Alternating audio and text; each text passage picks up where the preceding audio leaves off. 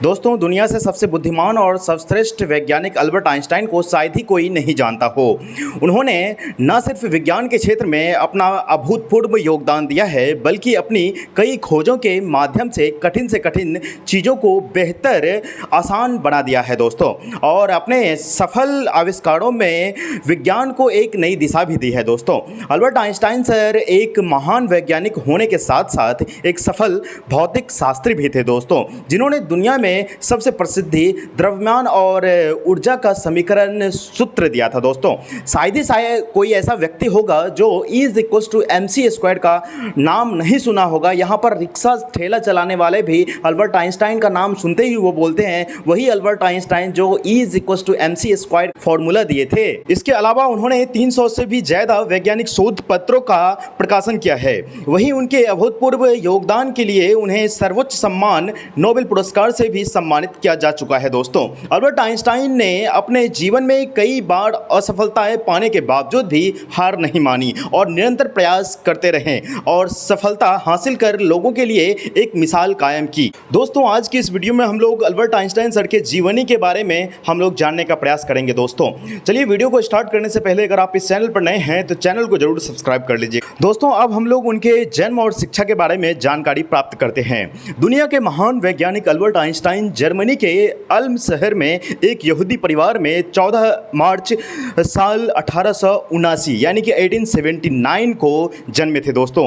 वे हेरमन Einstein और pollen coach की संतान थे। उनके पिता का एक इंजीनियर और सेल्समैन थे दोस्तों। वहीं अल्बर्ट आइंस्टाइन के जन्म के थोड़े दिनों के बाद ही उनका परिवार म्यूनिच में शिफ्ट हो गया था दोस्तों, जिसके चलते म्यूनिच में ही आइंस्टाइन ने अपनी प्रारंभिक शिक्षा प्राप्त की थी। आपको बता दें कि अल्बर्ट आइंस्टाइन सर को शुरू से ही किताबी ज्ञान में कोई रुचि नहीं थी दोस्तों। बचपन में जिद्दी और कमज़ोर बच्चों में उनकी गिनती होती थी। उनकी कुछ हरकतों की वजह से उन्हें कुछ अध्यापकों ने तो शारीरिक रूप से विकलांग तक कहना शुरू कर दिया था दोस्तों। आइंस्टाइन के बारे में यह भी कहा जाता है कि 9 साल की उम्र तक वे ठीक तरीके से बोल भी नहीं पाते थे, लेकिन बचपन से ही वे कुछ न कुछ एक्सपेरिमेंट करते रहते थे। उनका कंपास की सुई की दिशा, प्रकृति के नियमों आदि में उनका मन रमता था। वहीं म्यूज़िक से उन्हें बचपन से भी काफ़ी लगाव था। यही वजह है कि उन्होंने मात्र 6 साल की उम्र में वायलिन बजाना सीख लिया था दोस्तों और अपने जीवन के खाली समय में वे अक्सर इसे बजाते थे दोस्तों। इसके अलावा महज 12 साल की उम्र में उन्होंने ज्यामिति की खोज की थी दोस्तों और वे इतने तेज बुद्धि के छात्र थे कि महज 16 साल की उम्र में वे गणित के कठिन सवालों को भी चुटकियों में हल कर देते थे। आपको बता दें कि 16 साल की उम्र में ही आइंस्टाइन ने अपनी 12वीं की पढ़ाई पूरी की थी दोस्तों। इसके बाद वे स्विट्जरलैंड के ज्यूरिच में फेडरल इंस्टीट्यूट ऑफ टेक्नोलॉजी में एडमिशन लेना चाहते थे। उन्होंने इसके लिए इम्तिहान भी दिया, लेकिन वे सफल नहीं हो सके। इसके बाद उन्होंने अपने एक टीचर की सलाह को मानते हुए स्विट्जरलैंड के आरो में कैंटोनल स्कूल से डिप्लोमा प्राप्त किया। इसके बाद साल 1900 में अल्बर्ट आइंस्टाइन ने Swiss federal institute of technology से अपने ग्रेजुएशन की पढ़ाई पूरी की थी दोस्तों और इस दौरान उन्होंने स्विट्जरलैंड की नागरिकता भी हासिल कर ली थी। और वहीं इसके 5 साल के बाद साल 1905 में उन्होंने PhD की डिग्री भी हासिल की दोस्तों। अब इनके हम कैरियर के बारे में जानने का प्रयास करते हैं दोस्तों। PhD की डिग्री हासिल करने के बाद अल्बर्ट आइंस्टाइन सर की ज्यूरिख यूनिवर्सिटी में प्रोफेसर के रूप में नियुक्ति की गई दोस्तों। इस दौरान उन्होंने अपना पहला क्रांतिकारी विज्ञान से संबंधित एक डॉक्यूमेंट भी लिखा दोस्तों। इसमें कुछ दिनों के बाद अल्बर्ट आइंस्टाइन सर ने चेकोस्लोवाकिया के प्राग शहर में जर्मन यूनिवर्सिटी में प्रिंसिपल के लिए चुने गए दोस्तों। इसके बाद फिर से फेडरल इंस्टीट्यूट ऑफ टेक्नोलॉजी में प्रिंसिपल बनाए गए दोस्तों। साल 1913 में मशहूर वैज्ञानिक मैक्स प्लांक और वाल्थेर नेस्टर ने आइंस्टाइन को बर्लिन की एक यूनिवर्सिटी में एक रिसर्च के लिए प्रोत्साहित किया, जिसके बाद उन्होंने बर्लिन चले गए दोस्तों। फिर साल 1920 में उन्हें हॉलैंड में लंदन की यूनिवर्सिटी की तरफ से आजीवन रिसर्च करने और लेक्चर देने का ऑफर मिला दोस्तों। वहीं इसके बाद विज्ञान के क्षेत्र में उनके द्वारा की गई तमाम खोजों के लिए उन्हें कई अवार्ड भी दिए गए दोस्तों।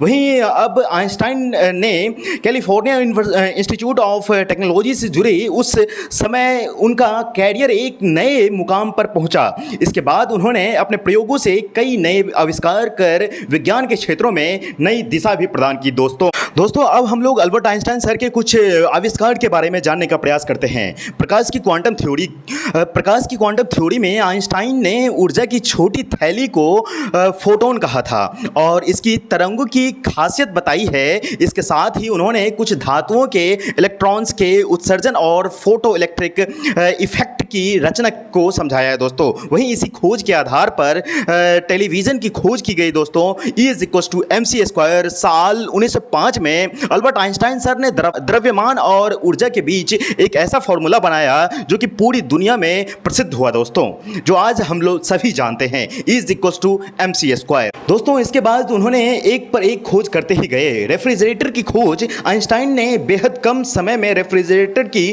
खोज की थी। दोस्तों इसमें उन्होंने अमोनिया, ब्यूटेन और पानी और फ्रीज का अधिक इस्तेमाल किया था। दोस्तों special theory of relativity, Einstein ने अपनी इस थ्योरी में गति और समय के संबंध को समझाने की कोशिश की है। आसमान नीला क्यों होता है, इसमें आइंस्टाइन के प्रकाश के विकिरण यानी कि लाइट स्कैटरिंग के बारे में बताया है। दोस्तों इसी वजह से आसमान का रंग नीला होता है, उन्होंने बताया था अल्बर्ट आइंस्टाइन सर। दोस्तों इसके अलावा भी अल्बर्ट आइंस्टाइन सर ने अपने कई अद्भुत आविष्कारों से विज्ञान के विकास को गति प्रदान की थी। दोस्तों अब इनके शादी के बारे में थोड़ा सा हम लोग जानते हैं। विश्व के इस महान वैज्ञानिक ने अपने जीवन में 2 शादियां की थी। वे स्कूल में मिलेना मरियक से मिले थे, जिसके बाद साल 1903 में उन दोनों ने शादी कर ली थी। दोस्तों उन्हें इस शादी से 3 संतान प्राप्त हुई थी। हालांकि यह शादी ज़्यादा दिनों तक नहीं चल पाई और साल 1919 में उन दोनों में तलाक हो गई थी। दोस्तों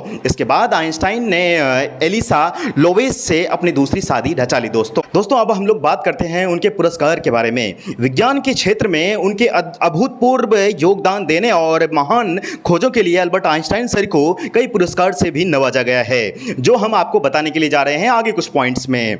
साल 1921 में भौतिक का नोबेल पुरस्कार दिया गया था। दोस्तों इसके बाद साल 1921 में उन्हें मतयुकी मेडल से नवाजा गया था। दोस्तों इसके बाद साल 1925 में आइंस्टाइन सर को कोपले मेडल से भी नवाजा गया था। दोस्तों इसके बाद साल 1929 में मैक्स प्लांक मेडल से भी आइंस्टाइन सर को सम्मानित किया गया था। दोस्तों इसके बाद साल 1999 में उन्हें शताब्दी के टाइम पर्सन का पुरस्कार भी दिया गया था। दोस्तों हम लोग इनकी मृत्यु के बारे में थोड़ा सा जानने का प्रयास करते हैं। जर्मनी में जब हिटलर शाही का समय आया तो अल्बर्ट आइंस्टाइन को यहूदी होने के कारण जर्मनी छोड़कर अमेरिका के न्यू जर्सी में आकर रहना पड़ा था। दोस्तों जहां प्रिंसटन कॉलेज में काम करते हुए 18 अप्रैल साल 1955 में उन्होंने अपनी आखिरी सांस ली थी। दोस्तों अल्बर्ट आइंस्टाइन सर ने महान खोजों के द्वारा विज्ञान के क्षेत्र में एक नई क्रांति ला दी और मुश्किल से मुश्किल चीज़ों को बेहद आसान बना दिया था। दोस्तों वही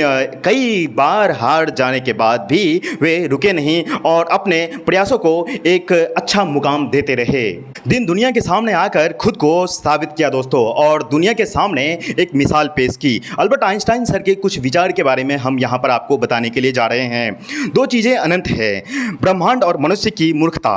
और मैं ब्रह्मांड के बारे में दृढ़ता से नहीं कह सकता। जिस व्यक्ति ने कभी गलती नहीं की उसने कभी कुछ नया करने की कोशिश ही नहीं की। इसलिए कुछ नया करने का हमेशा प्रयास करिए। असफलताएं मिलती है उससे घबराना नहीं चाहिए। ईश्वर के सामने हम सभी एक बराबर ही बुद्धिमान हैं और एक बराबर ही मूर्ख हैं। दोस्तों बाकी आपका क्या राय है इस वीडियो के बारे में, आपको कैसा लगा? हालांकि कुछ त्रुटियां हो सकती है, मुझे माफ़ करिएगा। और अगर आपने अभी तक इस चैनल को सब्सक्राइब नहीं किए हैं तो चैनल को भी सब्सक्राइब कर लीजिएगा। दोस्तों thank you for watching this video. जय हिंद, वंदे मातरम। दोस्तों।